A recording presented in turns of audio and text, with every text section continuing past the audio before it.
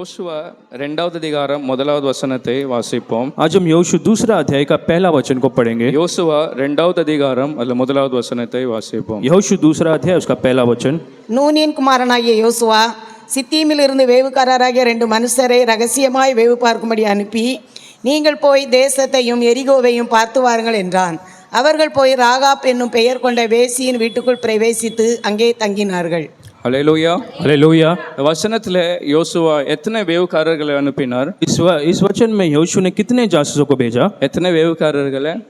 2 வேவுக்காரர்களை அனுப்பினார். यहोशू ने 2 जासूसों को वहां पर भेजा. சில ஒரு 2 வாரத்துக்கு முன்பாக நம்ம பார்க்கும்போது மோசே எத்தனை வேவுக்காரரை அனுப்பினார்? कुछ हफ्तों पहले हमने पढ़ा कि मूसा ने कितने जासूसों को भेजा था. 12 வேவுக்காரரை அந்த மோசே அனுப்பினார். मूसा ने 12 जासूसों को भेजा. ஆனால் 2 பேரும் அனுப்பும்போது ஒரு வித்தியாசத்தை நாம் பார்க்க முடியும். लेकिन अब ये जो यहोशू भेज रहा है उसमें एक फर्क को हम देखते हैं. என்னாகமம் 13வது அதிகாரத்துல தேவன் மோசேயை அந்த வேவுக்காரரை அனுப்ப அவர் சொன்னார். और गिनती में हम पढ़ते कि परमेश्वर ने मूसा से कहा था कि तुम जासूसों को भेजो.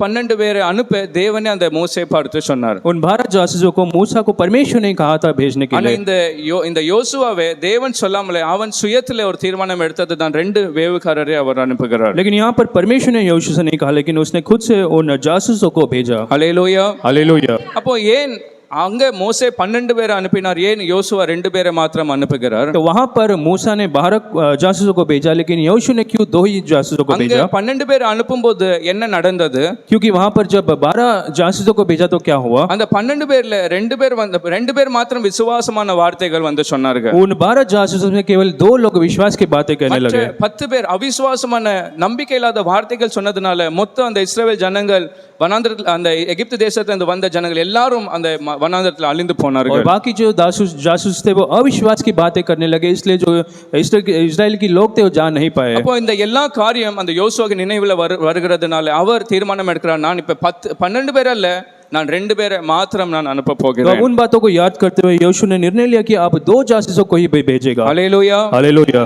அப்போ அவருடைய வாழ்க்கையை பார்க்கும்போது கடந்த நாட்களில் என்னெல்லாம் தவறு அவருடைய வாழ்க்கையில் நடக்கிறதோ எல்லாம் பார்த்து அவன் ஏதாவது கற்றுக்கொள்ள முடியுமா அதை பார்த்து அவன் கவனிக்கிறான். तो यहोशू पिछले दिनों में जो गलती हुई उसे याद करते हुए उसने कोई गलती इस बार नहीं की. எத்தனை சொல்லுங்க, என் வாழ்க்கையில கூட கடந்த வாரங்களில் கடந்த வருஷத்துல ஏதாவது சில தவறு இல்ல சில காரியங்கள் சரியாக நடக்காமல் இருக்கும் என்றால் அதை நான் கவனித்து அடுத்த முறை இப்படி நடக்கக்கூடாதுன்னு கவனமாய் நான் இருப்பேன். इन लोग कह सकते हैं कि पिछले दिनों में अगर कोई आपने गलती की तो आने वाले दिनों में आप नहीं करेंगे, इसमें बहुत सावधान रहेंगे. மறுபடியும் 12 பேர் அனுப்பி மறுபடியும் 10 பேர் இல்ல 12 பேர் அப்படி தவறாய் ஏதாவது சொல்லும் போது இன்னும் ஜனங்கள் அழிந்து போவார்கள் என்று அப்படி கவனமாய் இப்ப 2 பேரை மாத்திரம் யோசுவா அனுப்புகிறார். और यहोशू ने सोचा कि फिर से 12 या 10 लोगों को भेजेंगे तो वो अविश्वासी की बातें कहेंगे, इसलिए उसने अब केवल 2 जासूसों को ஆனால் भेजा. இப்படி அனுப்பினாலும் கூட யோசுவாக்குள்ள தேவன் மேல் ஒரு சரியான நம்பிக்கை இல்லாமல் இருந்தது. और उसने 2 जासूसों को भेजा, लेकिन यहोशू के अंदर परमेश्वर पर ठीक भरोसा नहीं था. ஏனென்றால் தேவன் சொல்லாமலே இவன் சுய தீர்மானமாய் அவன் எடுக்கிற ஒரு தீர்மானம், நான் இந்த 2 வேவுக்காரரை அனுப்ப வேண்டும். क्योंकि परमेश्वर ने उसे नहीं कहा, लेकिन इसने खुद का एक निर्णय लिया कि मैं उन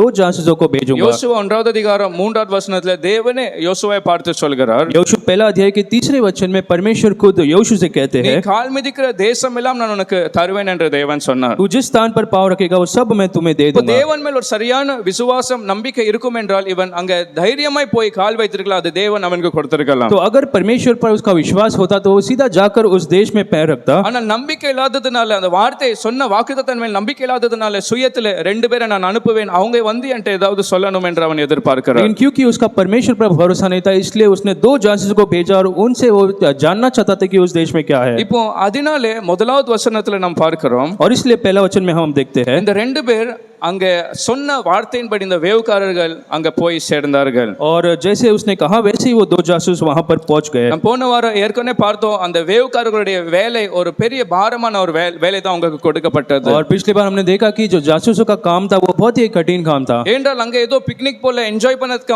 அவங்கள அனுப்ப மாட்டார்கள். क्योंकि वहां पर पिकनिक जैसे घूम फिर के आने के लिए नहीं भेजते. அங்க போய் அந்த ஜனங்கள் எப்படி வாழ்ந்து கொள்கிறார்கள் அதை பார்த்து கவனித்து வந்து ஒரு செய்தியை கொடுக்க வேண்டும். वहां के लोग किस प्रकार से जी रहे हैं उन बातों को समझकर उन्हें आना அங்க था. இருக்கிற ஜனங்கள் எப்படிப்பட்டவர்கள் என்று அதை பார்த்து அவங்க வந்து ஒரு செய்தியை கொடுக்க வேண்டும். वहां के लोग कैसे और किस प्रकार के थे वो जानकर उन्हें बाहर आना அந்த था. இடத்துல இருக்கிற வசதிகள் எப்படி அது எல்லாமே சொல்லி அவங்க கவனித்து வந்து செய்தியை கொடுக்க வேண்டும். उन जगहों में जो फैसिलिटी वो कैसा वो सब देखकर उन्हें आना था. அப்போ இங்க இஸ்ரவேல் ஜனங்கள் யோசுவா எல்லாரும் ஆவலோடு காத்திருக்கிறாங்க, அந்த ரெண்டு பேரும் அனுப்பினோம் ஒரு செய்தியோடு வருவார்கள் என்று அவங்க இருக்கிறார்கள். तो अब यहोशू रुका था कि अब वो दो जन आकर कुछ अच्छे संदेश को देंगे. எனக்கு எத்தனை பேர் சொல்றீங்க நான் கூட அப்படிப்பட்ட ஒரு வேவுக்காரரை போல் தான் கர்த்தருடைய பார்வையில நான் காணப்படுகிறேன். आज लोग कहते हैं कि मैं भी उन जासूसों के समान परमेश्वर की दृष्टि में हूँ. கர்த்தர் எப்படி அந்த வேவுக்காரர்கள் ஒரு செய்தியை கொண்டு செல்கிறார்களோ அப்படி நம்ம வாயில கர்த்தர் ஒரு செய்தியை கொடுத்திருக்கிறார். और जैसे वो जासूसों के मुंह में एक संदेश को अपेक्षा करते हैं वैसे परमेश्वर ने हमारे मुंह में एक प्रचार या संदेश को दिया है. சொல்றீங்க நான் செய்தி இல்லாத ஒரு விசுவாசி இல்ல எனக்குன்னு தேவன் ஒரு செய்தியை கொடுத்திருக்கிறார். लोग कह सकते हैं परमेश्वर ने मुझे एक संदेश दिया है. அது எப்படிப்பட்ட செய்தி?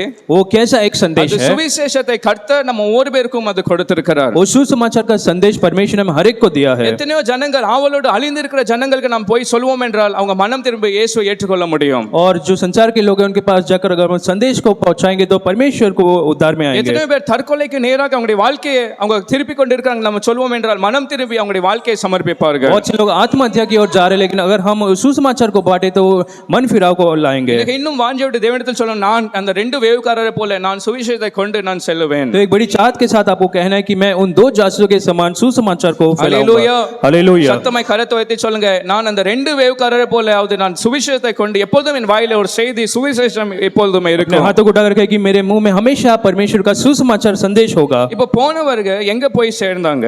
अब वो दो जासूस कहां पर गए? ராகாப் எனும் பெயர் கொண்ட ஒரு வேசியின் வீட்டுக்குள்ள போய் சேர்ந்தார்கள். वो राहाब नाम किसी वेश्या के घर में जाकर रहे. Hallelujah hallelujah. சில நேரம் சில பேர் இஷ்டத்தின்படி அப்படிப்பட்ட காரியத்தில் ஈடுபடுவார்கள். और जो वेश्या है वो जैसे वो चाहते वैसे करते हैं. சில பேர் சாப்பாடுக்கு வழி இல்லாம இப்படிப்பட்ட தொழில்ல இப்படிப்பட்ட காரியங்களை ஈடுபடுகிறார்கள். और कुछ जो वेश्या है उनके पास खाने के लिए कुछ नहीं होता इसलिए वो ऐसे एक प्रोफेशन को चुन लेते हैं. அந்த நாட்களிலே சில தெய்வங்களுக்கு இப்படிப்பட்ட காரியங்களை அவங்க செய்து கொண்டு வருவார்கள். उन दिनों में कुछ देवताओं के लिए वो ऐसा कार्य करते थे. ஆனால் கர்த்தரோ நம்முடைய வாழ்க்கையில என்ன எதிர்பார்க்கிறார்? लेकिन परमेश्वर हमारे जीवन से क्या चाहता है? 1 கொரிந்தியர் 7வது அதிகாரம் 2வது வசனத்திலே पहला कुरिन्थियों 7 अध्याय का दूसरे वचन में 1 கொரிந்தியர் 7வது அதிகாரம் 2வது வசனத்திலே पहला कुरिन्थियों 7वां अध्याय उसका दूसरे वचन में அவள் தன் சொந்த புருஷனையும் அவனவன் தன் சொந்த மனைவியும் உடையவர்களாய் அவன் இருக்க வேண்டும்.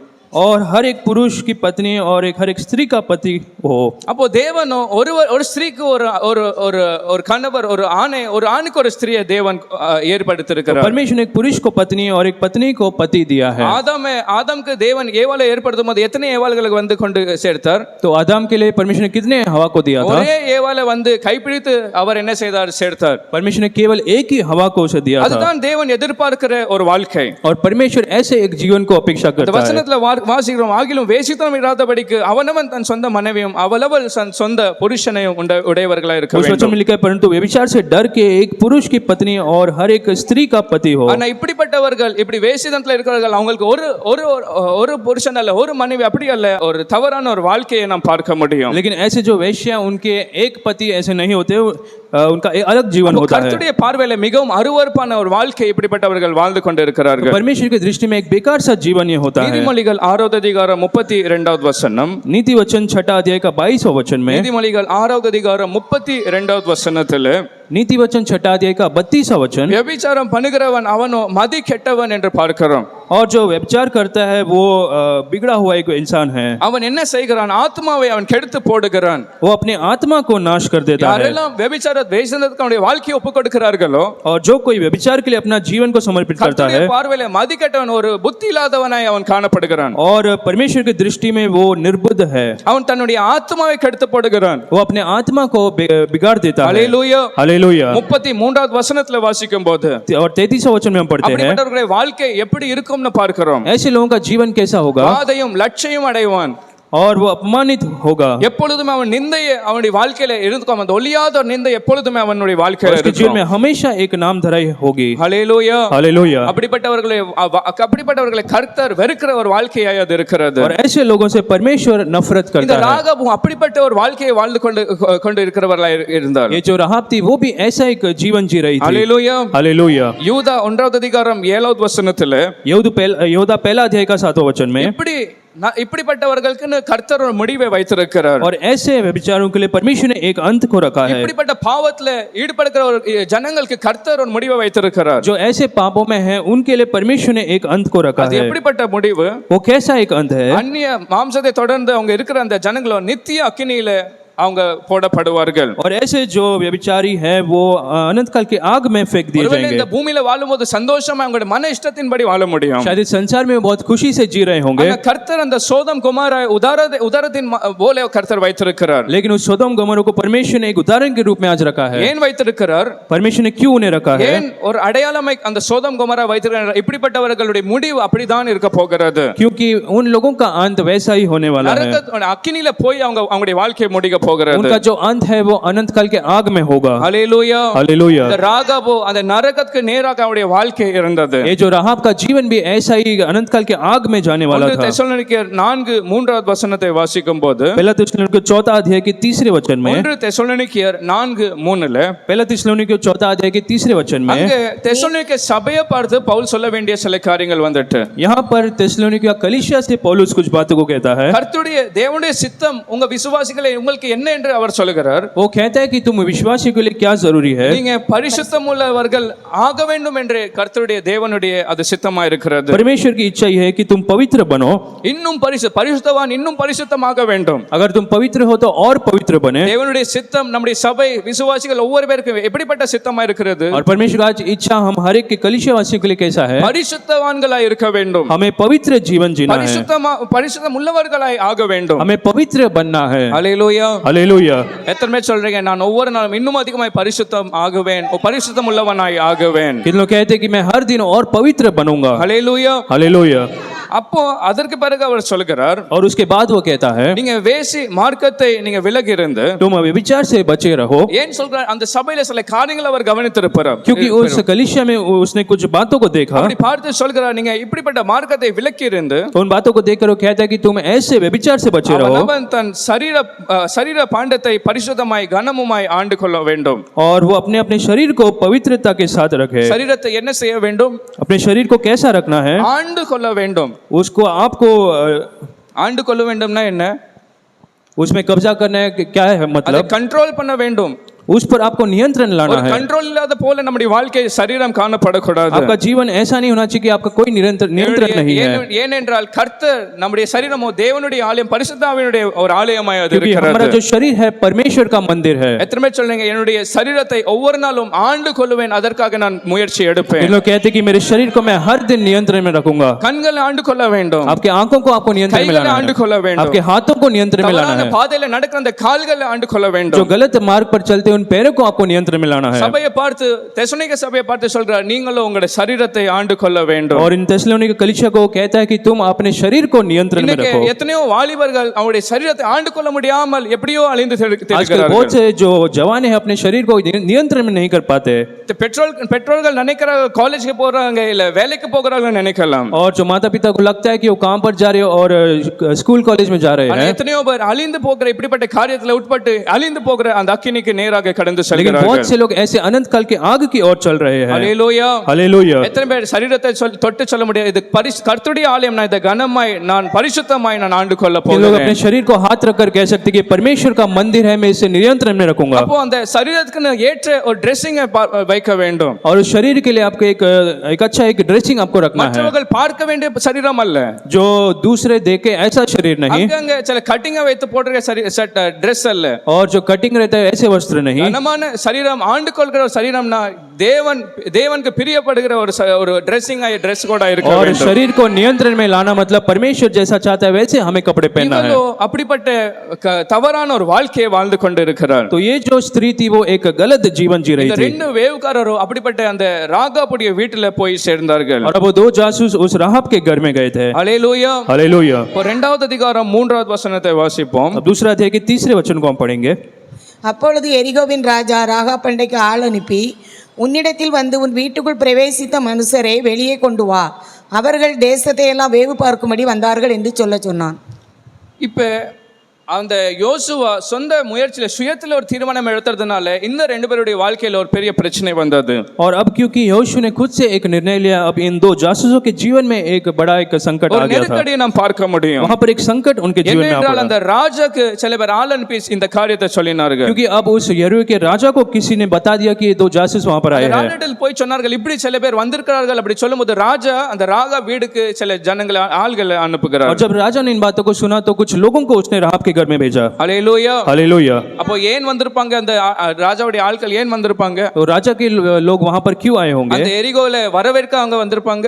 क्या यरीहो में उन्हें स्वागत करने आए थे? அவங்கள கொன்று போட இல்லனா அடிமையாய் ஆக்கி அவங்க வந்தார்கள். वो उन्हें मारने या फिर गुलामी में रखने के लिए आए थे। ரெண்டு வேவுக்காரர் அவங்களுடைய அப்படிப்பட்ட ஒரு சிக்கல் அங்க சிக்கினார்கள். और वो जो दो जासूस थे ऐसे एक बड़ी संकट में वहां पड़ गए थे। ஆனால் அந்த மோசே வேவுக்காரர்களை அனுப்பும்போது என்ன நடந்தது? लेकिन जब मूसा ने उन जासूसों को भेजा तब क्या हुआ था? அவங்க போகும்போது கர்த்தர் அனுப்பும்போது அவங்க வாழ்க்கையில ஒரு பிரச்சனை இல்லாமல் மறுபடியும் அவங்க திரும்பி வந்தார்கள். जब परमेश्वर उन्हें भेजा था तब उनके जीवन में कोई भी समस्या नहीं, वो जैसे गए थे वैसे आ गए थे। அவங்க கண்ணு பக்கத்துல இருந்த அந்த சத்துருக்களை பார்த்தாங்க, அந்த பலவான்களை பார்த்தாங்க, ராட்சதர்கள் போல இருக்கிறாங்க, நாங்கள் வெட்டுக்கிளி போல பக்கத்துல இருந்து பார்த்தாலும் கூட அவங்க அந்த சத்துருக்கள் தொட முடியாமல் மறுபடியும் வந்தார்கள். और वो शत्रु को सामने से देखकर फिर लौट कर आए, शत्रु कुछ कर नहीं पाए उन्हें। ஆனால் இங்க சுயத்துல ஒரு தீர்மானம் எடுத்து அவங்க இறங்கினதுனால அந்த ஒரு பிரச்சனை சத்துருக்கள் ஜனங்கள் வந்து அவங்களை நெருக்கி அவங்களை கொண்டு போட வந்தார்கள். लेकिन यहाँ पर खुद से उन्होंने निर्णय लिया, इसलिए अब शत्रु उन्हें मारने के लिए आ गया था। Hallelujah, hallelujah. சில நேரம் நம்முடைய வாழ்க்கையில கர்த்தர்ட்ட கேட்காமல் கர்த்தர்ட்ட விசாரிக்காமல் கர்த்தர்ட்ட சொல்லாமல் சில தீர்மானம் எடுக்கும்போது कुछ समय हमारे जीवन में हम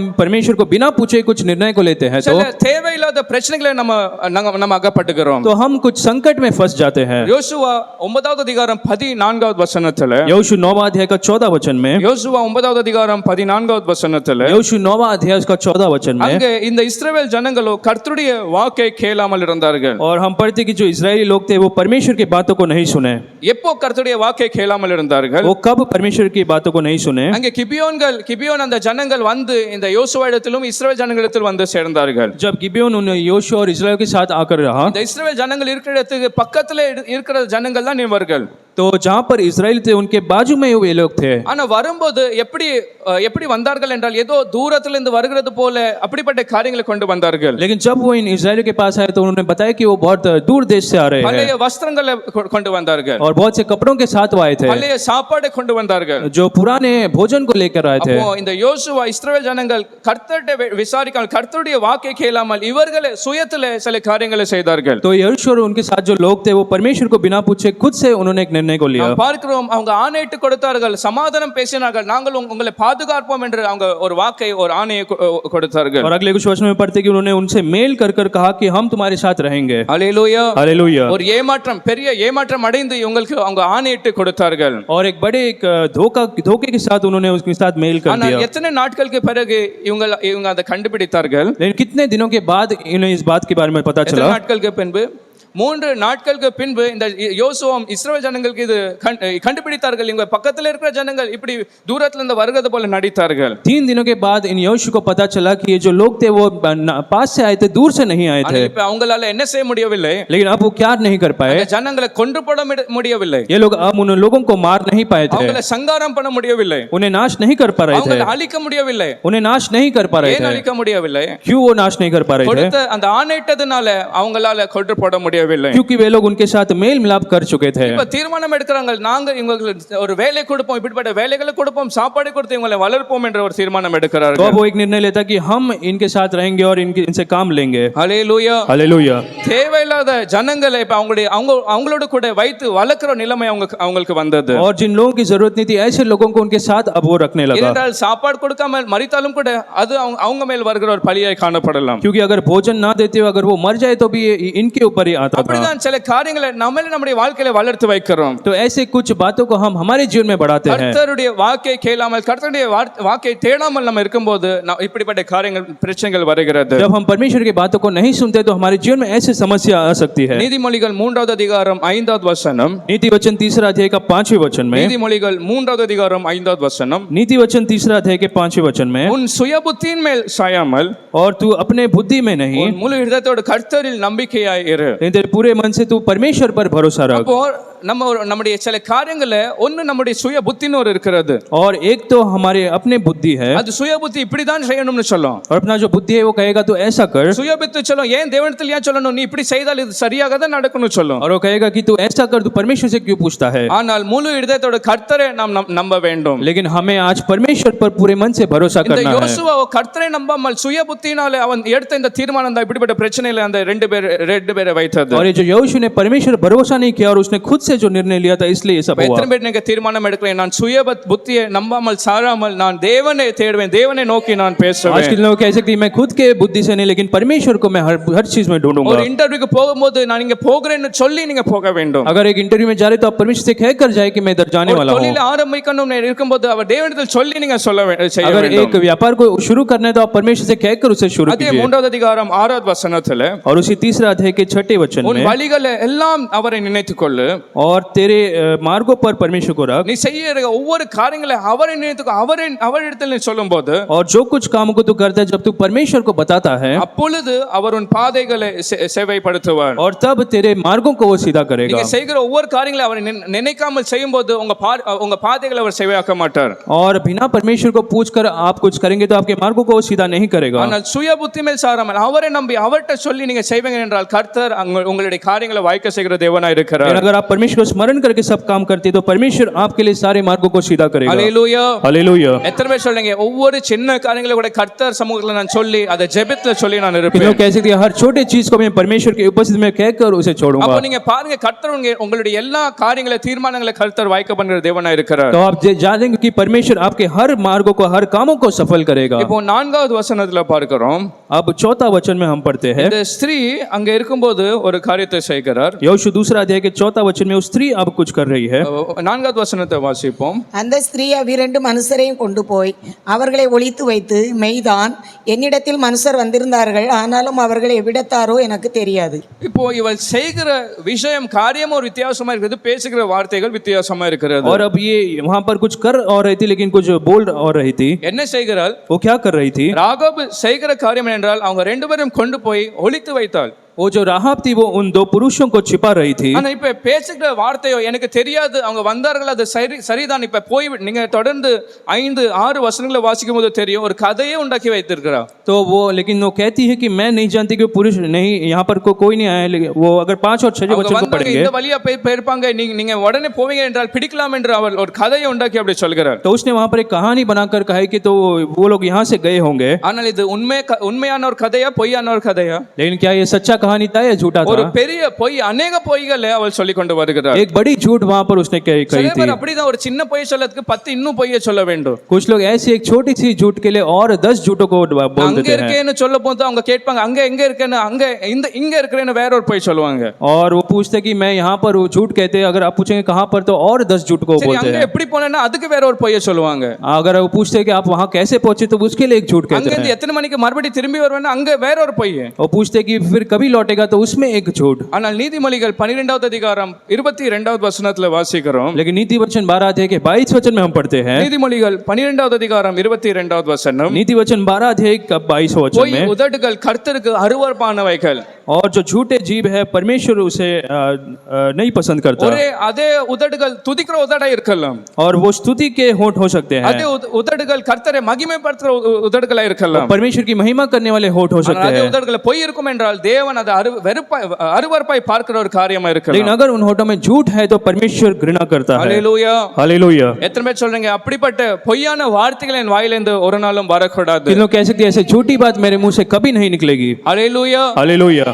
எவ்வளவாய் கூடும் உண்மையை பேசி நம்ம சந்திக்க और வேண்டும். जितना हो सकता है आपको सच कहना है। ஒருவேளை ஒரு ப்ரமோஷன் கிடைக்காமல் போகலாம், अगर आपका प्रमोशन नहीं होता होगा, ஒருவேளை ஒரு இன்கிரிமெண்ட் கிடைக்காமல் போகலாம், आपको इंक्रीमेंट ना मिलता होगा, ஆனால் பொய் சொல்லி அதை நம்ம என்ன செய்யக்கூடாது? எதிர்பார்க்கவே கூடாது. लेकिन हम झूठ कहकर उसे अपेक्षा नहीं कर யோவான் सकते। 8:44 வசனத்துல, योना 8वां अध्याय के 44 वचन में, யோவான் 8வது அதிகாரம் 44வது வசனத்துல, योना 8वां अध्याय का 44 वचन பொய் में, என்னும் பொய்க்கு பிதாவுமாய் அவன் இருக்கிறான்.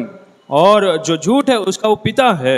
சாத்தான் பிசாசு குறித்து பார்க்கிறது அவன் பொய்யன், और शैतान के बारे में हम पढ़ते कि वो झूठा है, பொய்யுக்கே பிதாவாய் அவன் இருக்கிறான். और जो झूठ है उसका ये वो पिता भी அப்போ है। யாரெல்லாம் பொய் பேசுகிறார்களோ அவங்க அதிகமாய் பொய் பேசிக்கொண்டே வராங்க, அவங்க யாருன்னா பிசாசின் பிள்ளைகள். தேவனுடைய பிள்ளைகளை சொல்ல பார்க்கலாம், பிசாசின் பிள்ளைகளை அவங்க तो காணப்படுகிறார்கள். जो कोई झूठ बोलता है वो परमेश्वर का बेटा नहीं लेकिन वो शैतान का बेटा है। சாத்தான் அந்த பிசாசு குறித்து எழுதப்பட்டிருக்கிறது. वो शैतान के बारे में वहाँ पर लिखा है। அவன் பொய் பேசும்போது யாரோ இப்படி பேசுன்னு சொல்றது அப்படி அல்ல.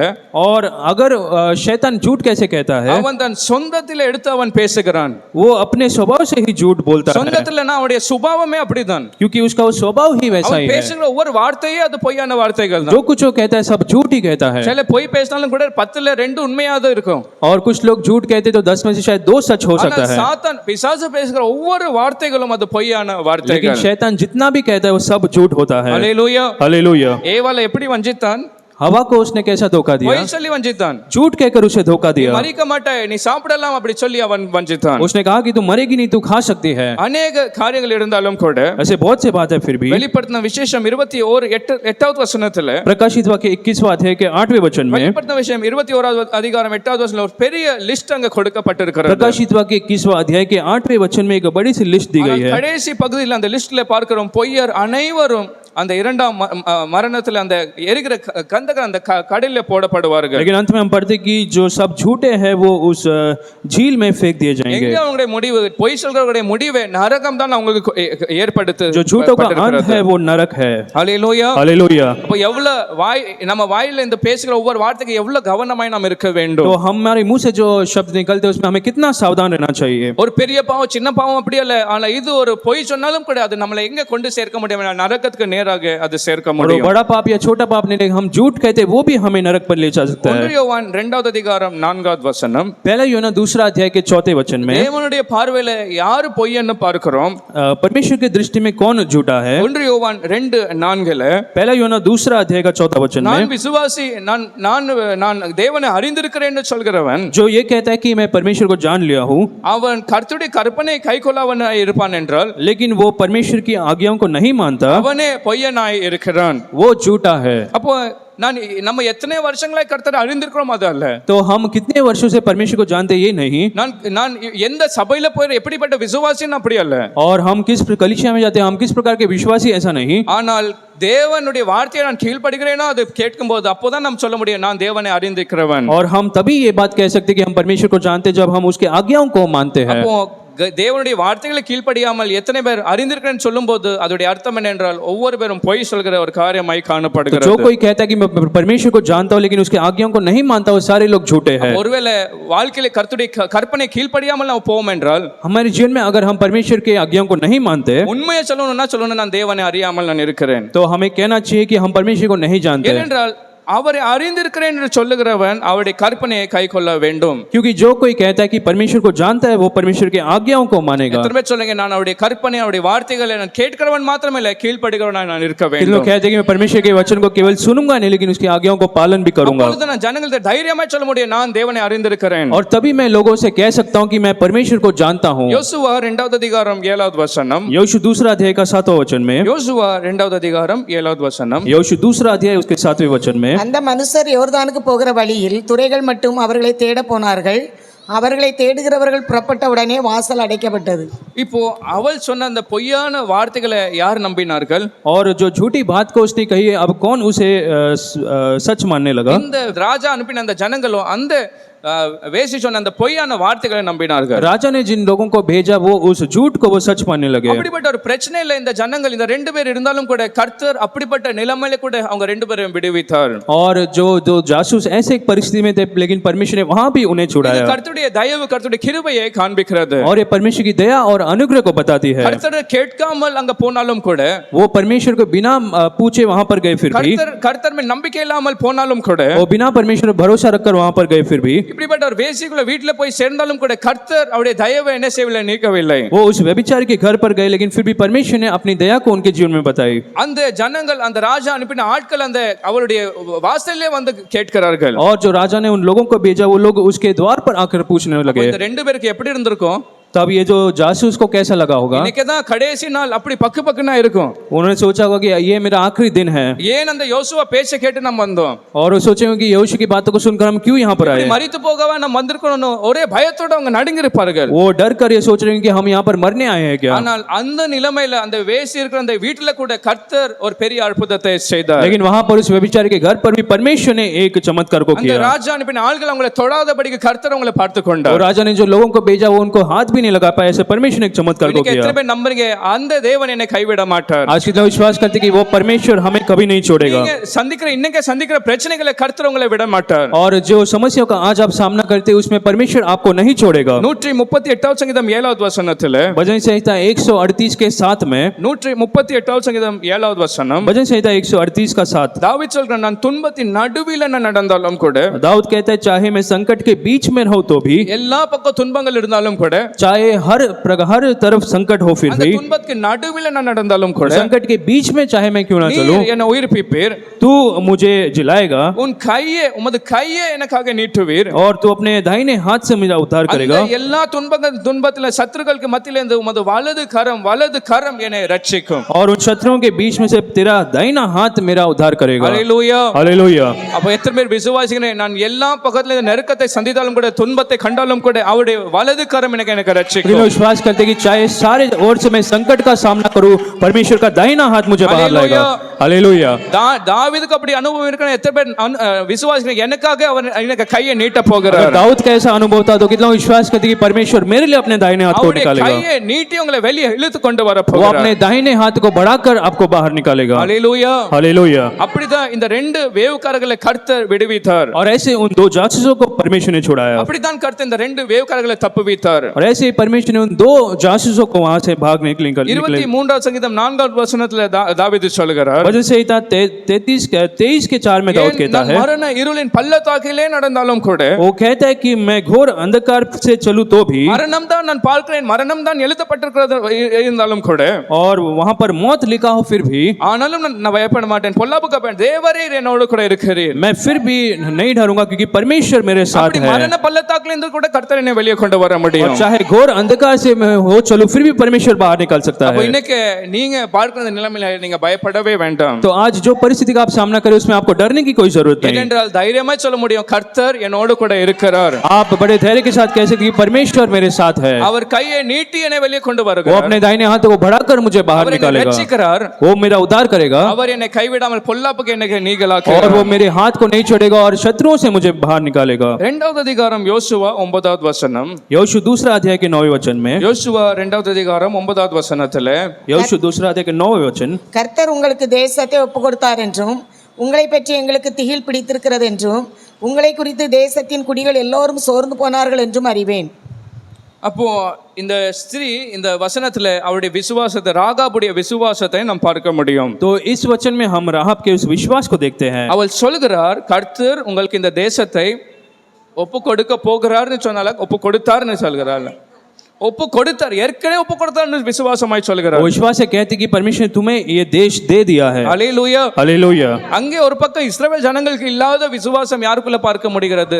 இந்த ராகாபுக்குள்ள, அந்நிய தேசத்துல, விக்கிராரத்துல, அசுத்தத்துல இருக்கிற இந்த தேசத்துல பார்க்க और முடியும். वहां पर जो इस्राएलियों के मन में जो विश्वास नहीं था, वहां यहाँ पर राहाब के मन में हम देखते हैं। லேவியராகமம் 18வது அதிகாரம் 21வது வசனத்துல இருந்து வாசிக்கும் போது, அந்த நாட்களிலே கானான் தேசத்துல இருக்கிற ஜனங்கள் செய்கிற பாவம் அக்கிரங்களை குறித்து நாம் பார்க்க முடியும். लेवी व्यवस्था 18 अध्याय के 21वें वचन में हम पढ़ सकते हैं कि उन दिनों में वो जो लोग थे वहां पर कैसे पाप कर रहे थे। கர்த்தருக்கு அருவருப்பான காரியங்கள் அவங்க செய்து கொண்டு வந்தார்கள். परमेश्वर नहीं चाहता ऐसे वो कामों को कर रहे थे, மோலேக்கு தெய்வத்துக்காக இப்படிப்பட்ட காரியங்களை செய்து கொண்டு வந்தார்கள். और जो दूसरे देवताओं के लिए वो ऐसे काम कर रहे थे, அவங்களை அழிக்கணும் என்று கர்த்தர் தீர்மானித்தார். और परमेश्वर ने ऐसा निर्णय लिया कि उनको नाश कर देगा। ஆனால் அப்படிப்பட்ட இடத்துல இருந்தாலும் கூட, அசுத்தம் பாவம் நிறைந்த இடத்துல கூட, இவளுக்குள்ள கர்த்தர் ஒரு விசுவாசத்தை கொடுத்தார். लेकिन ऐसे पाप भरे जगह पर रहकर भी परमेश्वर ने इसके मन में एक विश्वास को दिया। எப்படிப்பட்ட விசுவாசம் அந்த யோசுவாக்கு, அந்த இஸ்ரவேல் ஜனங்களுக்கு இல்லாத விசுவாசம் இவளுக்கு வந்தது. और ये जो विश्वास उन यहोशू और उन इस्राएलियों के पास नहीं था, ये विश्वास इसके जीवन में कैसे आया? ஒருவேளை யோசுவாக்கு இப்படிப்பட்ட விசுவாசம் இருந்திருக்கும்னா இவங்க ரெண்டு பேரும் அனுப்பி இருப்பானா இல்லையா?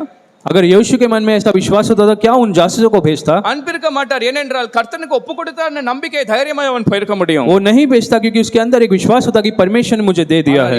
இவள் தைரியமாய் சொல்கிறார், இந்த தேசத்தை கர்த்தர் உங்களுக்கு ஒப்பு கொடுத்தார். लेकिन अब यहाँ पर स्त्री कहती है कि परमेश्वर ने देश को तुम्हें दे दिया है। எத்தனை பேர் சொல்றீங்க, நான் கூட என் நிலைமையை பார்க்காமல் விசுவாச வார்த்தைகளை நான் பேசுவேன். कितने लोग कहते हैं कि मेरे परिस्थिति को ना देखते हुए मैं विश्वास की बातों को कहूंगा। மற்றவர்களுக்கு எப்படி விசுவாசம் இருக்கு அது முக்கியம் அல்ல. और दूसरों का विश्वास कैसा है वो नहीं, மற்றவர்கள் என்ன பேசுகிறார்கள் அது முக்கியம் அல்ல. दूसरे क्या कहते हैं उसे आपको देखने की जरूरत नहीं, நீங்க அந்த நிலைமையில கர்த்தர் எவ்வளவாய் விசுவாசித்து பேசுகிற எவ்வளவு விசுவாச அறிக்கை சொல்கிறீங்களோ அது முக்கியம். उस परिस्थिति में आपके जीवन में क्या विश्वास है और आप कितना विश्वास की बातें कहते हैं वो जरूरी है. நம்ம அந்த விசுவாச பட்டயத்துல பார்க்கும்போது और उस विश्वास के जो यारे वचनों को குறித்து देखते हैं, பார்க்கிறோம். हम उसमें किसके बारे में देखते हैं? எபிரேயர் 11வது அதிகாரம் 31வது வசனத்தை இந்த ராகப்புட அப்படிப்பட்ட அந்த விசுவாச பட்டயல நாம் பார்க்க முடியும். इब्रानियों 11 अध्याय की 31 वचन में हम राहब को भी उन वचनों में देखते हैं. ராகப் விசுவாசத்தினாலே பார்க்கிறோம். हम राहब वेश्या विश्वास से ही, அப்போ அவளுக்குள்ள விசுவாசம் இருந்தது. तो उसके अंदर विश्वास था. ஹல்லேலூயா. हालेलुया. எப்படிப்பட்ட விசுவாசம் கர்த்தர் ஒப்பு கொடுத்தார். और ऐसा एक विश्वास परमेश्वर से दिया. இரண்டாவது அந்த ரெண்டு பேரை பார்த்து சொல்கிறார். अब उन दोनों लोग देखकर कहती है, கர்த்தர் அந்த இஸ்ரவேல் ஜனங்களுக்கு செய்த அந்த கர்த்தர் பெரிய மகத்துவங்களை இவளுக்கு அங்கே சொல்கிறார். और परमेश्वर ने जो इस्राएल को किया वो वहां पर वो कहती है, கர்த்தர் சிவந்த சமுத்திரத்தை தண்ணீரை வற்ற பண்ணினார். और वो कहती कि तुम्हारे सामने लाल समुद्र को परमेश्वर ने सुखा दिया. அவர் அந்த எமோரியனின் அந்த ராஜா சீகனும் அந்த ஓகம் அவர் அழித்து போட்டார் என்று அவள் சொல்கிறார். वो कहते कि तुम लोगों ने सीहोन और ओग नाम उन देवताओं को नाश कर दिया. அப்போ இந்த விசுவாசம் அவளுக்குள்ள எப்படி வந்தது? तो ये विश्वास उसके अंदर कैसे आया? கடைசி வார்த்தையை கவனிக்கும் போது அப்படி செய்ததையும் நாம் கேள்விப்பட்டோம். और उसने कहा कि मैंने इन बातों को सुना है. ஹல்லேலூயா. हालेलुया. அவள் அப்படிப்பட்ட தவறான வாழ்க்கை வாழும்போது ஒருவேளை சில பேர் வந்து சொல்லிருக்கலாம், இப்படி கர்த்தர் அங்க இஸ்ரவேல் ஜனங்களுக்கு செய்கிறார். और जब वो एक गलत जीवन जी रही थी तब कुछ लोगों ने शायद उसे आकर कहा होगा कि इजराइल में इन बात हुई थी. செய்கிற தொழிலோ அது பாவம் நிறைந்த வாழ்க்கை தான். और उसका जो काम था वो पाप भरा एक काम था. செய்கிற காரியமோ பாவம் நிறைந்த காரியங்கள் தான். वो जो कर रही थी वो पाप से भरा एक काम था. இடமோ பாவம் நிறைந்த இடம் தான். वो जहाँ पर थी वो भी पाप भरा एक जगह था. இடத்துல கேள்விப்பட்டதனால இவளுக்குள்ள விசுவாசம் வரும் என்றால், लेकिन ऐसे एक जगह पर उसने सुना इसलिए उसके जीवन में विश्वास आया. எத்தனை பேர் சொல்றீங்க, நான் என் ரட்சிக்கப்படாத கணவர் மனைவி பிள்ளைகள்ட்ட சொல்லும்போது கர்த்தர் அவங்களுடைய இருதயத்தை மாற்ற முடியும்? लोग कह सकते कि मैं जब मेरे पति पत्नी जो उद्धार नहीं पाए उनसे कहूंगा तो परमेश्वर उनके मन में बात करेगा. அவங்களுக்குள்ள விசுவாசத்தை கொண்டு வர முடியும். परमेश्वर उनके जीवन में भी विश्वास को ला सकता है. இந்த காரியங்களை சிவந்த சமுத்திரம் தண்ணீரை வற்ற பண்ணினார் அப்படி எல்லாம் சொல்கிற காரியங்கள் கிட்டத்தட்ட 38 வருடங்களுக்கு முன்னால நடந்த அந்த காரியங்கள். और यहाँ पर जो बातों को कह रही कि लाल समुद्र सूख गया था, ये सब 30 वर्ष से पहले हुआ था. இஸ்ரவேல் ஜனங்களே மறந்து போயிருப்பாங்க. और इन बातों को तो इस्राएल लोग खुद भूल चुके होंगे. இவள் கேட்டு அதை ஞாபகத்துல வைத்திருக்கிறார். தேவன் இப்படிப்பட்டவர், அவர் இப்படி வல்லமையான காரியங்களை ஜனங்களுக்கு செய்திருக்கிறார். लेकिन ये जो स्त्री थी उन बातों को याद कर कर कहती कि परमेश्वर ने इन बातों को किया है. ஹல்லேலூயா. हालेलुया. இன்னைக்கு எத்தனை பேருக்கு உங்க ஞாபகத்துல இருக்கிறது கர்த்தர் எத்தனையோ பிரச்சனைகள் எத்தனையோ நெருக்கடியில இருந்து கர்த்தர் உங்களை வெளியே கொண்டு आज कितने लोग याद करते कि परमेश्वर ने कितने संकटों से आपको बाहर निकाला है. டாக்டர் கைவிடும் போது, कुछ लोगों को जब डॉक्टर्स ने छोड़ दिया, சிலருக்கு வேலைக்கு வழி இல்லாமல் இருக்கும்போது, जिन लोगों के नौकरी में कोई रास्ता नहीं था, நெருக்கடி இருக்கும்போது கர்த்தர் எப்படி எல்லாம் வெளியே கொண்டு வந்ததை जब संकट था तो परमेश्वर ने कैसे आपको बाहर लाया था. ஹல்லேலூயா. हालेलुया. அதுதான் தாவீது சொல்ற, ஆத்துமாய் கர்த்தர் செய்த நன்மைகளை ஒரு நாளும் நீ மறவாதே. और वही दाऊद कहता है कि परमेश्वर ने किए हुए सारे भलाइयों को कभी ना भूलना. இவளோ மறக்காமல் அதை நினைவில் வைக்கிறாள். और ये जो स्त्री थी वो उसे याद करते हुए जी रही थी. ஆனால் அந்த பெரிய விசுவாசம் இவளுக்குள்ள எப்படி வந்தது என்றால் கேள்விப்பட்டதுனால. लेकिन वो विश्वास उसके अंदर तब आया जब उसने सुना. எத்தனை பேர் சொல்றீங்க, நான் பேசுகிற வார்த்தையினால சில பேருடைய வாழ்க்கையில விசுவாசம் வர முடியும்? कितने लोग कह सकते कि मैं जो बातों को कहता हूँ कुछ लोगों के जीवन में उसके द्वारा विश्वास आएगा. உங்க வார்த்தைகள் எப்படிப்பட்ட வார்த்தைகளா இருக்கிறது? எனக்கு आपकी जो बातें कैसे होनी चाहिए? நம்முடைய வார்த்தைகள் விசுவாசமான வார்த்தைகள் இருக்கும் என்றால் அப்படிப்பட்ட விசுவாசம் உங்களுக்குள்ள வரும். अगर हमारी जो बातें विश्वास से भरी हो तो उनके जीवन में विश्वास होगा. நீங்களே சரியான வார்த்தைகள் தகாத வார்த்தைகளை பேசும்போது அவங்களுக்குள்ள விசுவாசம் வர முடியாது. अगर आप ही विश्वास की बातें को नहीं कहेंगे तो उसके अंदर विश्वास नहीं आएगा. अविश्वासी போல நம்ம பேசும்போது அவங்களுக்குள்ள ஒரு விசுவாசம் வராது. अगर हम अविश्वास की जैसे बात करते हैं उनके जीवन में विश्वास नहीं आएगा. பேசும்போதெல்லாம் கர்த்தருடைய மகத்துவங்களை சொல்லி கர்த்தருடைய நன்மைகளை கர்த்தர் யார் என்று சொல்லும்போது அவங்க எப்போயோ ஒரு நாளில் அதை நினைவில் வைத்து விசுவாசம் அவங்களுக்குள்ள வரும். तो जब कब हम उनसे कहते हैं कि परमेश्वर महान है, इन बातों को कहते हैं तो उनके जीवन में परमेश्वर याद दिलाएगा. हालेलुया. हालेलुया. இன்னைக்கு உங்க வார்த்தைகளை ஜனங்கள் விசுவாசத்தை பார்க்க முடியுமா?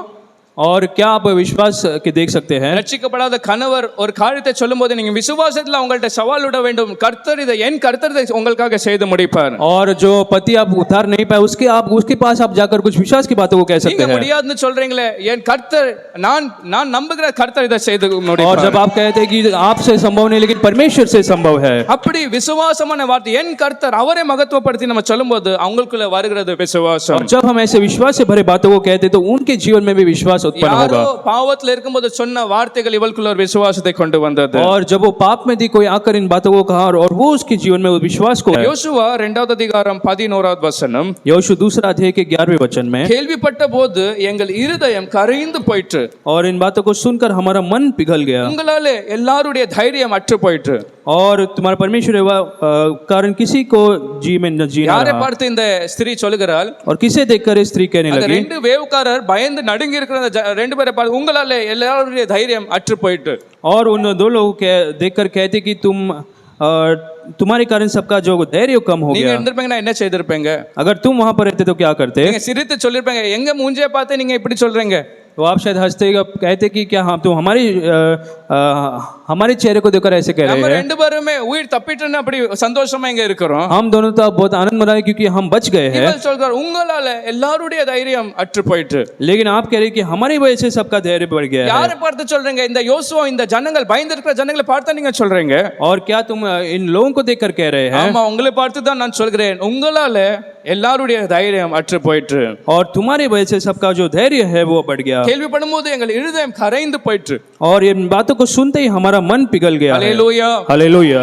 இதுதான் நம்முடைய வாழ்க்கையில இன்னைக்கு கூட நடக்கிறது. और यही बात हमारे जीवन में आज भी होता சில है। நேரம் நம்ம ஜனங்களை பார்த்து பயந்து கொண்டிருக்கிறோம். कुछ समय हम लोगों को देखकर डरते हैं। நம்ம சந்திக்க முடியாமல் கலங்கி பயத்தோடு நம்ம இருக்கிறோம். हम उनसे मिल नहीं पाते, हम डर के साथ रहते हैं। ஆனால் ஒருவேளை நீங்க அவங்கள்ட்ட போய் உங்களை குறித்து விசாரிப்பீங்க என்றால், लेकिन जब आप उनसे अपने बारे में पूछेंगे तो அவர்கள் உங்களை குறித்து பயந்து அவங்க வாழ்ந்து கொண்டிருக்கிறார்கள். और आप जान पाएंगे कि वो आपसे डर कर एक जीवन जी रहे थे। ஹல்லேலூயா. हालेलुया। இவங்க பயந்து அங்க போனாலும் கூட அந்த ஜனங்களுக்குள்ள தேவன் இவங்களை குறித்து ஒரு பயத்தை அவங்க இருதயத்துல வைத்திருக்கிறார். और ये डर कर गए थे, लेकिन उन लोगों के जीवन में परमेश्वर ने एक डर को रखा था। எத்தனை பேர் நம்புறீங்க? நான் யாருக்கெல்லாம் பார்த்து பயப்படுகிறேனோ அவங்க என்னை பார்த்து தேவன் அவங்களை பயப்பட வைக்கிறார். लेकिन लोग कह सकते हैं मैं जिनको देखकर डरता हूँ परमेश्वर उनके जीवन में मुझे देखकर डरेंगे। அப்போ விசுவாச தைரியமா இருக்க வேண்டும். நான் ஏன் பயப்படணும்? ஜனங்கள் என்னை பார்த்து பயப்பட तो வேண்டும். आपके एक विश्वास के साथ रहना कि मैं नहीं डरूंगा लेकिन लोग मुझसे डरेंगे। ஆதியாகமம் 26வது அதிகாரம் 28வது வசனம். उत्पत्ति 26 अध्याय का 28वां वचन। ஆதியாகமம் 26வது அதிகாரம் 28வது வசனம். उत्पत्ति 26वां अध्याय का 28वां वचन। அபிமெலேக்கும் அந்த கேரால இருக்கிற ஜனங்களோ இந்த ஈசாக்கிடத்திலே வந்தார்கள். और वहां पर अबीमेलेक और केरा के जो लोग थे वो ईसा के पास आए। இப்ப எல்லாமே முடிந்தது. இவங்க எல்லாருமே அந்த துரத்தி விட்டார்கள். இந்த ஈசாக்கும் அவருடைய ஜனங்களை துரத்தி விட்டார்கள். और सारे लोग ईसा को उन लोगों को वहां से भगा दिए थे। ஏசேக்கு சித்தனா அப்படி ஒரு இடத்தை தாண்டி இவங்களை துரத்தி இவனை வெளியே அனுப்பினார்கள். और ऐसे कितना ऐसे हर जगहों में से इन्हें बाहर कर दिए थे। ஆனால் அனுப்பின பின்பு கூட இவங்க நிம்மதியா இருக்க முடியவில்லை. लेकिन वो बाहर आ गए फिर भी वो एक शांति के साथ नहीं जी पा रहे थे। எதிரிகள் என்ன செய்கிறார்கள் என்றால் பயத்தோடு நாம் அவருக்குள்ள கர்த்தரை கண்டோம் என்ற பயத்தினால வந்து சமாதானம் பேச வந்தார்கள். लेकिन उनका जो शत्रु थे उन्होंने इनके अंदर परमेश्वर को देखा इसलिए डरे हुए थे और उनसे मेल मिलाप करने आए थे। யாரை பார்த்து பயப்படுகிறார்கள்? ஈசாக்கை பார்த்து கர்த்தர் அவனோடு கூட இருக்கிறதுனால பயத்தோடு வந்து சமாதானம் பேச வருகிறார்கள். और वो शत्रु जो थे वो ईसा को देखकर डरने लगे इसलिए वहां पर वो शांति की बात करने आए थे। நம்புறீங்க? உறுதியை எத்தனை பேர் விசுவாசிக்கிறீங்க? ஜனங்களுக்குள்ள இருதயத்துல கர்த்தர் என்னை குறித்து ஒரு பயத்தை வைக்கிறார். और कितने लोग विश्वास कह सकते हैं लोगों के मन में परमेश्वर मेरे प्रति एक डर को रखेगा। அப்போ நீங்க எனக்கு யாரை பார்த்து பயப்படுகிறீங்களோ நீங்க பார்த்து பயப்படக்கூடாது. तो आज आप जिसे देखकर डरते हो आपको डरने की जरूरत नहीं है। ஹல்லேலூயா. हालेलुया। பக்கத்துல பார்த்து சொல்லுங்க, யாரை பார்த்து பயப்படுறீங்களோ நீங்க பயப்பட வேண்டாம். கர்த்தர் உங்க இருதயத்துல உங்களை குறித்து ஒரு பயத்தை बाद में வைத்திருக்கிறார். देखकर कहे कि आप जिससे डरते हो उसे डरने की जरूरत नहीं क्योंकि परमेश्वर उनके मन में आपके प्रति एक डर को रखेगा। யோசுவா 2வது அதிகாரம் 11வது வசனம். यहोशू दूसरा अध्याय का 12 वचन। வேற 3வது காரியம் அங்க சொல்கிறார். तीसरी बात को वहां पर कहता है உங்கள் தேவனாகிய கர்த்தரே तुम्हारा जो यहोवा है உயர வானத்திலும் கீழே பூமியிலும் தேவனானவர். और संसार ऊपर स्वर्ग में और धरती पर वो परमेश्वर है। இப்படிப்பட்ட ஒரு விசுவாசத்தை ஒரு அந்நிய தேசத்துல ஸ்திரீக்குள்ள பார்க்கிறோம். और जो अन्य देश में स्त्री के जीवन में कैसा एक विश्वास है। அந்த மோசே அனுப்பின அந்த 12 வேவுக்காரர்ல 10 பேர் வந்து என்ன சொன்னார்கள்? मूसा ने जो 12 जासूसों को भेजा उसमें से 10 जासूस आकर क्या कहे थे? நம்மளால அவங்களை எதிர்க்க முடியாது. हम उनके विरोध में लड़ नहीं நாம் सकते। போய் யுத்தம் செய்ய முடியாது. हम जाकर उनके विरोध में युद्ध नहीं कर सकते। அவங்களுடைய பார்வையில வெற்றுக்கிளியே போல இருக்கிறோம். और हम उनके दृष्टि में टिड्डियों के समान हैं। அவங்களாம் பெரிய ராட்சதங்கள் பலவான்களா இருக்கிறார்கள். वो तो बहुत ही सामर्थ्य बलवान लोग हैं। அப்படி சொன்னதை எத்தனை பேர் நம்பினார்கள்? और उन बातों को कितने लोग वहां पर विश्वास करने लगे? எல்லாரும் நம்பினதுனால எல்லாரும் அழிந்து கூட போனார்கள். वे सारे लोग उन बातों पर विश्वास किए और वो नाश हो चुके थे। ஆனால் அவங்களுக்குள்ள இல்லாத அந்த விசுவாசம் இந்த ராகாபுக்குள்ள இருக்கிறது. लेकिन उनके अंदर जो विश्वास नहीं था वो राहाब के अंदर था। சொல்கிறாள், உயர வானத்திலும் கீழே பூமியிலும் அவரே தேவனானவர். और वो कहते कि परमेश्वर परमेश्वर होगा जो ऊपर आकाश और नीचे पृथ्वी पर है। இன்னைக்கு எத்தனை பேருக்கு அந்த ராகாபுக்கு இருக்கிற விசுவாசம் உங்களுக்கு எத்தனை பேருக்கு और இருக்கிறது? आज जो राहाब के अंदर विश्वास है वो आपके जीवन में है या நாம் नहीं? ஆராதிக்கிற தேவன் அவர் உயர வானத்திலும் கீழே பூமிக்கும் हम தேவனானவர். जिस परमेश्वर की आराधना करते हैं वो ऊपर आकाश और नीचे धरती ஹalleluya. पर वो परमेश्वर है। அந்த தேவனுக்கு மகிமை செலுத்துவோம். तालियां बजाते हुए परमेश्वर को धन्यवाद கரங்களை है। தட்டி நீரே உயர வானத்திலும் கீழே பூமியிலும் தேவனானவர். तालियां बजाते हुए कहे कि परमेश्वर तू ही ऊपर आकाश में और नीचे धरती पर परमेश्वर है உம்மை யார் என்று நான் அறிந்து ஆராதிக்கிறேன். और मैं जानकर तेरी आराधना करता हूँ। ஹalleluya. हालेलुया। சில பேர் அவரை யார் என்று அறியாமலே ஆராதிக்கிறார்கள். कुछ लोग बिना जाने परमेश्वर की சில आराधना பேர் करते யார் हैं அறியாமல் சபைக்கு வருகிறார்கள். और परमेश्वर कौन है उसे ना जानते हुए சில कलीसिया में பேர் आते அறியாமலே हैं। நான் விசுவாசின்னு சொல்கிறார்கள். बिना जानते हुए कहते हैं कि मैं विश्वासी हूँ। இவளோ அவரை யார் என்று அறிகளோட அவர் இருந்தார். लेकिन ये जो स्त्री थी वो जानती थी वो परमेश्वर कौन है। சொல்கிறார் பரலோகத்தை குறித்து சொல்கிறார். வானத்திலும் அவர் தேவன் கீழே பூமியிலும் அவர் वो தேவன். कहते हैं कि आकाश में और पृथ्वी में वो परमेश्वर है। ஹalleluya. हालेलुया। இன்னைக்கு நாம் இந்த பூமியில ஆராதிக்கும் போது அங்க பரலோகத்துல எத்தனையோ தூதர்கள் அவரை வணங்கி கொண்டு தொல்லை और आज इस संसार में पृथ्वी में जब हम उसकी आराधना करे थे वहाँ स्वर्ग में कितने दूत उसकी आराधना कर रहे होंगे। அவர் உயர வானத்திலும் கீழே பூமியிலும் அவரே தேவன் ஆனவர். और इसलिए वो आकाश और पृथ्वी पर परमेश्वर है। ஹalleluya. हालेलुया। அப்ப ஆராதிக்கும் போதெல்லாம் ஒரு ராகாபே போல ஒரு சரியான விசுவாசத்தோட நாம் ஆராதிக்க तो வேண்டும். जब हम उसकी आराधना करते हैं राहाब के जैसे विश्वास के साथ उसकी आराधना அவர் करना है। வல்லமை உள்ள தேவன். वो एक सामर्थी परमेश्वर है, அவர்தான் சிருஷ்டிகர். वो ही सृष्टि करता है அவர்தான் என்னை ரட்சித்தவர் என்ற உறுதியாய் और वो ही हमारा उद्धार करते हैं। इन बातों को जानकर हमें परमेश्वर की आराधना करना है। ஹalleluya. हालेलुया। இரண்டாவது அதிகாரம் 13வது வசனத்தை வாசிப்போம். दूसरा अध्याय का 13 वचन को हम पढ़ेंगे।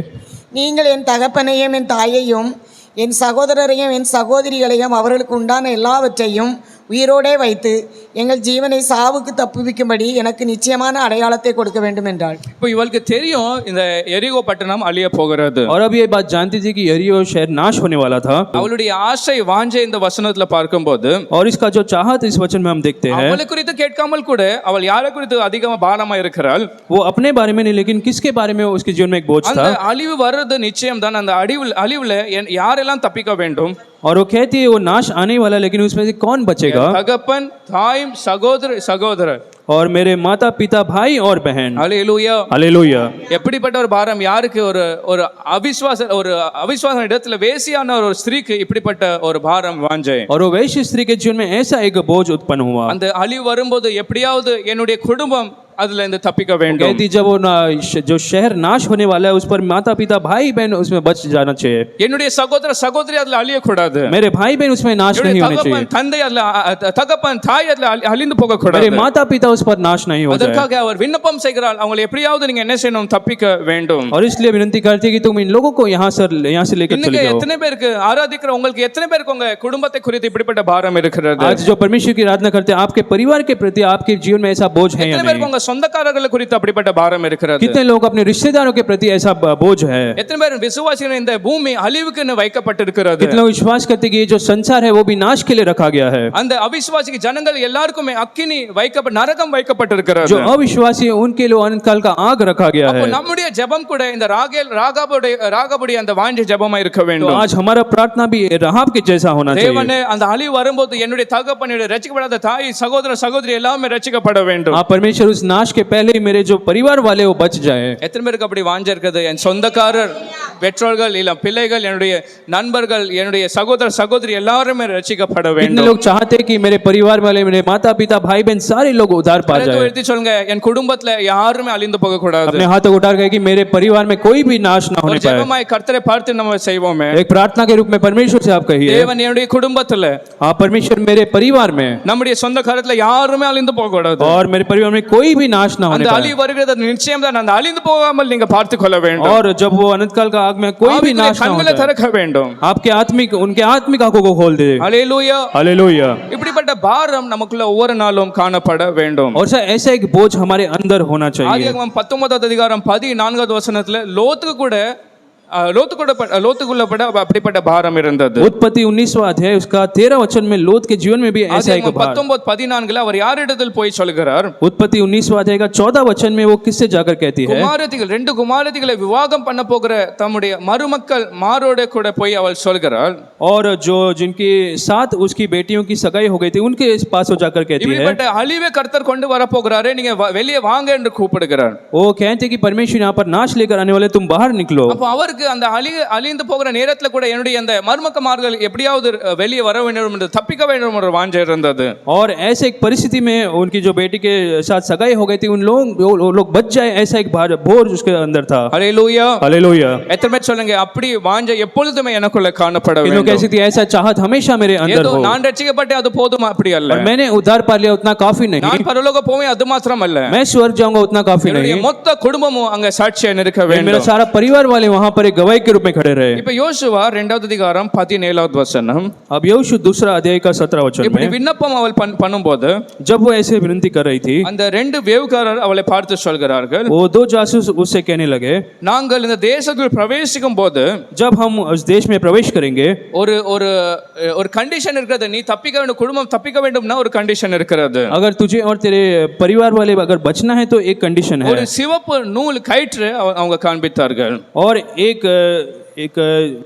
रस्सी அந்த को उसने சிவப்பு दिखाया. நூல் அந்த ஜன்னல்ல கட்டி வைப்பாய் என்றால் அந்த நாளிலே அந்த அழிவற நாளிலே நாங்கள் உன்னை அழிக்க மாட்டோம். उन्होंने कहा कि अगर उस दिन में एक लाल रंग की उस रस्सी को बांध कर रखेगी तो उस दिन पर नाश नहीं உன்னுடைய आएगा. வீட்டில் இருக்கிற அந்த ஜன்னலிலே இந்த சிவப்பு நூல் கயிறு தெரியும் என்றால் காணப்படும் என்றால் உன் வீடு அழியப்படாது. तेरे घर की खिड़की में अगर वो लाल रंग का रस्सी बांधा जाएगा तो तू नाश नहीं होगी. ஹல்லேலூயா. हालेलुया.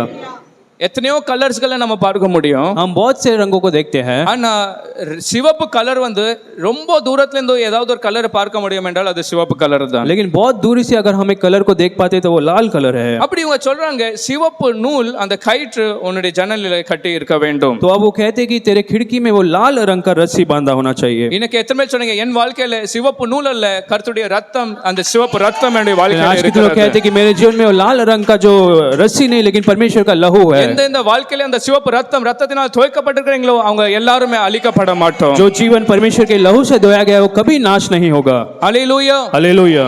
அப்போ இவளுடைய வாழ்க்கையை யோசித்து பாருங்க. तो इसके जीवन को आप देखिए, ஒவ்வொரு நாளும் ராத்திரி தூங்கத்துக்கு முன்னாடி இல்லை காலையில் எழும்பும் போது எல்லாம் முதலாவது பார்க்கிற அந்த காரியம் அந்த நூல் இருக்கிறதா, சிவப்பு நூல் இருக்கிறதா, கட்டி இருக்கிறதா, அதை பார்க்க கவனிக்கிறவளா இருந்தா. तो हर दिन वो शाम सुबह सब हर दिन वो देखती थी कि वो लाल रंग का वो जो रस्सी वहां पर बांधा है या नहीं. ஏனென்றால் அந்த வேவுக்காரர்கள் என்ன சொன்னாங்க, அந்த கயிறு மாத்திரம் அந்த நூல் மாத்திரம் இல்லாமல் இருக்கும் என்றால் நீ அழிந்து போவாய். क्योंकि उन जासूसों ने कहा कि अगर वो रस्सी नहीं होगा तो तुम नाश हो जाएंगे. ஹல்லேலூயா. हालेलुया. ஒருவேளை பயங்கரமான காற்று வரும் என்றால் அந்த கயிறு அவிழ்ந்து போகுமா, அப்படி பயத்தோட அங்க இருந்திருக்கலாம். शायद वो बड़े डर के साथ थी कि वहां पर अगर एक बड़ी हवा आएगी तो तेज हवा आएगी तो शायद निकल जाएगा. அவருடைய சிந்தனை யோசனை அந்த கயிறில் மேல் இருந்தது. हमेशा उसका तो ध्यान उस रस्सी पर ही था. அதுதான் அப்படிதான் நம்முடைய ரட்சிப்பு கூட காணப்பட வேண்டும். और ऐसा ही हमारा उद्धार भी आज होना ஏதோ चाहिए. ரட்சிக்கப்பட்டவன் எப்படியாலும் வாழணும் அப்படி அல்ல. और हमने उद्धार पा लिया, हम जैसे चाहते वैसे जिएंगे ऐसा नहीं. நம்முடைய வாழ்க்கையில அந்த வஸ்திரம், ரட்சிப்பின் வஸ்திரம் எனக்கு எப்படி இருக்கிறது? लेकिन हमारे जीवन में जो उद्धार का वस्त्र आज कैसा है? ஹல்லேலூயா. हालेलुया. அவருடைய ரத்தத்தினால்